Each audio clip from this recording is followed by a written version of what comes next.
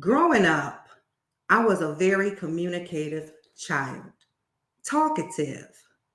Some would even say chatty, with curiosity to follow. One time I was talking so much, my Aunt Florence, my mother's sister, she said, I will pay you $1 per minute for silence. I didn't make it. I didn't earn $1 that day. I always had something to say. I was a thinker. But growing up, if you was one of those children who talked a lot, the adults would say, sit down. Children need to be seen and not heard. But I wanted both. I wanted to be seen, and I definitely wanted to be heard.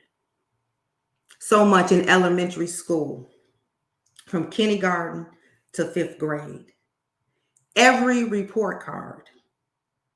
On the left side was my grades. On the right side was the commentary side, the side where the teachers get to express how they thought, their feelings, your conduct, and your behaviors in class. One time I remember my teacher writing, it was a pleasure to have LaVada in class. She just needs to wait till recess to talk. Another teacher wrote, well, at least she tried to advise my mother to talk to me about talking so much in class. Then the blow. One teacher wrote, she needs to stop talking. Written in capital letters, punctuation was a period. Now, those words didn't affect me as much as a child, so I thought. But today, as an adult, I know voice matters. My voice matters. Your voice matters. You see, researchers in the field of voice and voice disorders have determined voice expresses one's psyche and their personality. To dismiss or negate someone's voice can negatively impact them psychologically and emotionally. Anxiety, at least that was my experience. Fear. And sometimes you could feel your heart rate going up. You can shut it down. Trauma. You can create a trauma. A trauma that states, I am not worthy to be heard.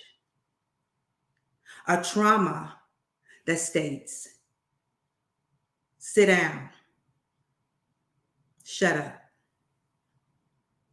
You see, voice is more than just words and speech being uttered. It's more than being an effective communicator in business or giving a sales call or presenting. Voice is more than being a woman with strong executive presence. So what is voice? Well, I like what Jeanne Sundberg says. She said in 1987, everyone knows what voice is or think they knows what voice is until we try to pin it down. You see, I have concluded that voice is an identity, perhaps more than your name. Voice is the birthplace of all human connection. In fact, an unborn fetus in gestation, 20 to 30 weeks, can discern the sound of their mother's voice.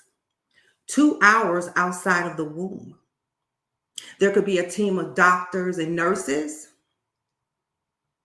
Once the child, the newborn, hears the sound of their mother's voice, they know I'm connected to that person. Voice is a being. It's the totality of who you are. It's an embodiment. But what happens to many of us are the projections. Too many outside stimulations of other people's voices may cause you to no longer hear yourself, your voice. You may become silent. You see, I read this very profound verse, and it states, there are many voices, and none of them are without significance. What types of voices? Voices of the childhood, adult trauma voices, microaggressions in the workplace, affecting Black women and people of color every single day, just trying to navigate the world. Mountains of stereotypes and projections. You might just start to dumb down yourself, hold back your truth, the real self. You might just start self-muting. See, I know all about that because that's exactly what happened to me. You see, it was a workplace trauma. Sitting around the boardroom table with our senior executive team at a company that I work for. I was asserting myself, expressing my truth, my ideas, helping out, trying to solve. And I guess what I had to say, one of the VPs didn't like what I had to say.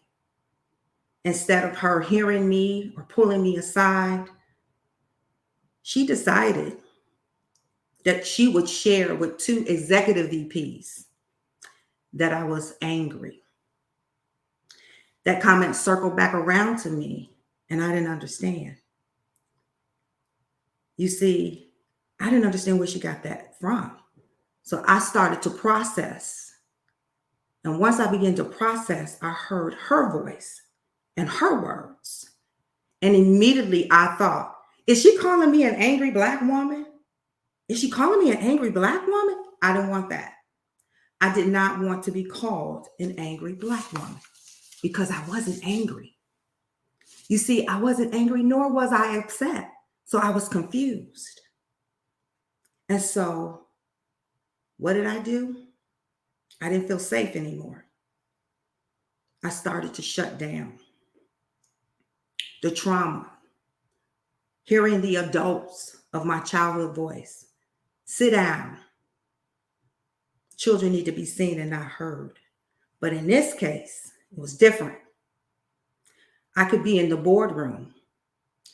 I could be represented at the table, but not heard. And so it shut me down. And it caused me to start to self-muting. The medical term for self-muting is called selective mutism.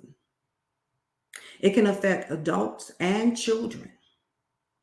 It occurs when anytime stress and trauma overtakes the person. It manifests around certain situations, people, and locations. The immune system, you just can't handle those situations or that person. Catherine Preston said something. She said, whenever a person's voice doesn't reflect who they are, their identity, how do you determine what to do? She says, the first thing you have to do is start to dismantle the expectations of others. So unbeknownst to me, this was happening around a certain person. I didn't know what was going to happen. So I am a journaler. One morning, I grabbed my journal. I know the exact date. It was April 3rd, 2008. Unconsciously, I grabbed a pen and opened my journal. And I guess my voice was ready to speak. And I wrote down 2 words that has changed my life. You see, these 2 words were dear voice. And 3 powerful lines followed. I wrote love letters to my voice. The first line I wrote, April 3rd, 2018, I began to tell my voice, I appreciate you. The second line was a line of gratitude where I said, thank you for your wisdom and your sound and distinction. And the third line was, you are a brand. These were love letters. And then 5 days in, I wrote 3 powerful words. I am voice. And that's when I knew not only was I writing, but I was writing to my personal identity. You see, the complexities of the power of voice is critical to our own identity, our purpose, and our life. What I have discovered, it is more important to be in a relationship with your own voice. You see, voice is the vehicle of all human connection. You and I must honor it, protect it, nurture it, and know our own true voice. You see, I have discovered there are many voices, but yours is the most significant. So what now? Know your voice, and theirs too. Thank you.